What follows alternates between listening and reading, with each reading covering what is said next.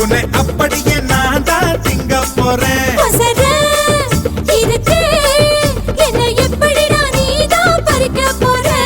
அணிலாக மாறினான், அழகாக தாவினான், அங்கங்க உன்னை